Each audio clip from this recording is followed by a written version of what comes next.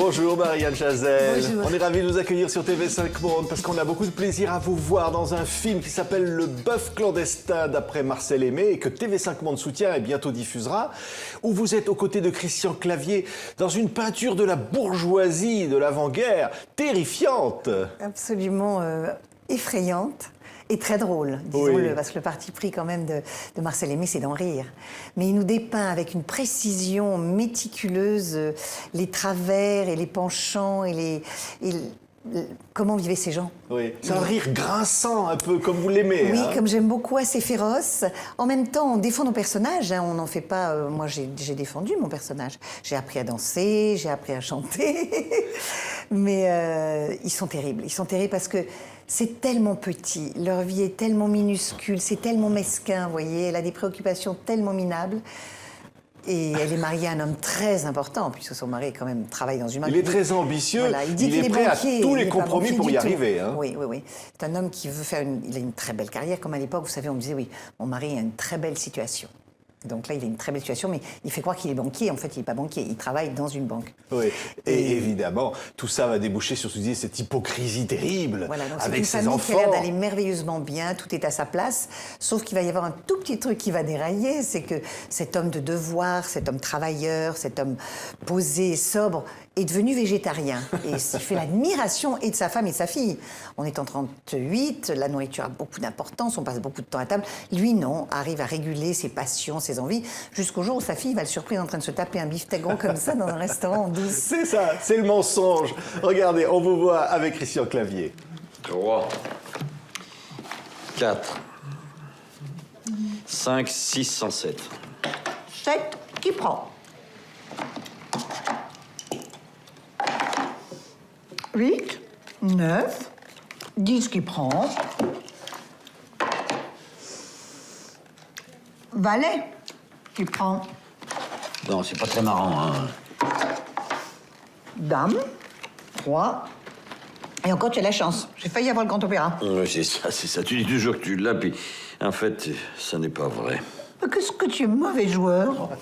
C'est ça. Vous hein. voyez l'ambiance de la famille. C'est-à-dire qu'ils jouent le soir au nain jaune. Qu'est-ce qu'on s'ennuie dans ce milieu. Et autour, il y a le Front populaire, il y a les mouvements sociaux. Tout ça leur passe au-dessus de la tête. Totalement. C'est-à-dire que s'ils ont très peur, ils ont très peur de tout ce qu'il y a en dehors de leur cercle familier, de leurs activités, tout leur fait peur et ils ferment tout, ils veulent pas aller voir, ça les intéresse pas. Oui, alors on va avoir un général libidineux qui saute sur toutes les jeunes Voilà, filles, tout à fait naturellement. Tout à fait naturellement, ne se poser aucun problème.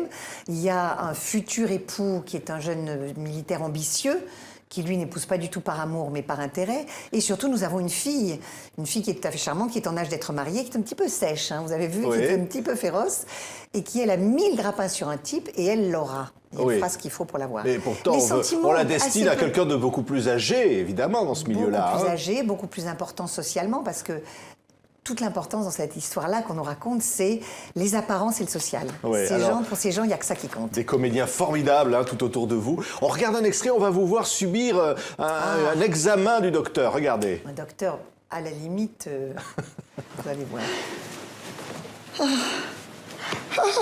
Ces longueurs surviennent-elles après les repas? Pas vraiment, docteur. En fait, je suis terriblement constipée. Et là, donc, vous avez des longueurs. Heureusement que ce docteur, joué merveilleusement par Pujulu, me dit que j'ai une maladie, ce sont des longueurs, en fait. Et il va me fourguer une espèce de médicament qu'il fait, on a l'impression qu'il est à la limite du charlatanisme, pour me soigner. Oui, Parce c'est qu'en fait, je suis une femme qui s'ennuie monstrueusement. C'est ça. Et qui est là et qui passe sa journée à se gaver de chocolat. Donc, en fait, elle est très constipée. Ne le Elle a dites pas beaucoup de mal. fort, Marianne. Voyons, on ne Elle l'aura a rien beaucoup entendu. de mal à Il y a le Judith formuler. Chemla, il y a Didier Bezas, il y a Philippe Chevalier, évidemment. Il y a plein de comédiens formidables.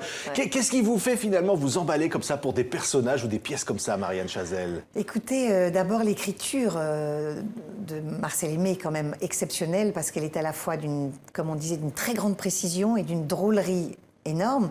Et puis il y a aussi derrière tout ça, il y a aussi Gérard Aujourd'hui, qui est Oui. à la fois le producteur, l'adaptateur et le metteur en scène. C'est quelqu'un qui est fou de littérature, qui connaît merveilleusement cet esprit, cette ambiance, cette époque. Et rentrer dans les costumes de ces personnages-là, c'est pour un acteur et pour une actrice, c'est Alors, absolument jouissif. il y a des dialogues évidemment Très savoureux, savoureux. parce que ces gens-là parlent très bien. Oui, oui, parce qu'ils pensent qu'ils sont très intelligents, surtout ils sont très cons, hein, mais ils pensent qu'ils sont très intelligents et qu'ils ont des choses fondamentales à dire. C'est ça, oui. Surtout. Et ils ont leur avis sur tout. Sauf que ça n'intéresse personne, parce que tout ça est très vide et très creux. Alors, mais ça rend très bien, je trouve, très bien l'ambiance qu'on imagine qu'il y avait, en plus dans ces décors qui sont très justes, avec Oui. ces costumes qui sont... On vous a très toujours justes. senti, je disais, le rire grinçant, mais alors depuis les bronzés, depuis le Père Noël et tout ça, on vous a toujours senti heureuse dans ces peintures de mœurs comme ça, Oui, grinçantes. c'est vrai j'ai toujours eu beaucoup d'attirance et d'affection pour des descriptions qui sont à la fois réalistes, mais qui décollent, parce que c'est de la comédie, donc ça nous permet de ne pas rester justement au niveau simplement de la photographie, ce qui est plus intéressant, et qui rend compte de l'espèce humaine, de la société dans laquelle on vit, et je trouve que d'en faire rire, c'est quand même salutaire. Oui, c'est de rire. Le rire apporte comme ça cette compréhension finalement du monde, montre tel qu'il est. Profonde, c'est pas dans le jugement, il y a en même temps un regard très acéré, mais on n'est pas non plus dans le jugement ou dans la moralisation ou dans, je veux dire, la lutte politique. C'est jamais un regard comme ça, mais c'est très fort, parce que vraiment ça met en valeur tout ce qui ne va pas, tous les dysfonctionnements. Le fait d'être à ce point-là dans le mensonge, à ce point-là dans la dissimulation, dans le refoulement, c'est très intéressant pour voir ce que va devenir cette société. Oui, et alors, évidemment, vous voyez au théâtre, ce qu'on appelle le théâtre de boulevard, a toujours fait rire des bourgeois. Les bourgeois sont drôles. Oui, ben oui, ils sont grotesques, ils sont ridicules. Et quand ils acceptent, ils rient d'eux-mêmes en fait. Et quand ils acceptent d'être ridiculisés, c'est une mine de... Vous n'êtes pas de ce milieu-là, vous, Marianne, mais ça vous passionne. Alors moi, je suis d'un milieu bourgeois, mais tout à fait différent parce que sans argent. Donc c'est la bourgeoisie, je dirais, des valeurs, de la culture, d'une forme d'éducation. Mais je connais quand même, j'ai bien vu de près ce côté, ces choses qu'on ne dit pas, cette façon de se tenir, ces apparences, ça, je connais quand même bien. Ouais. Et qu'est-ce que ça fait d'être une comédienne populaire, de se sentir populaire? Vous voulez que je vous dise, ça fait très plaisir, voilà, c'est tout. J'en suis très fière et très contente. Oui, et de faire rire et d'apporter du bonheur aux gens.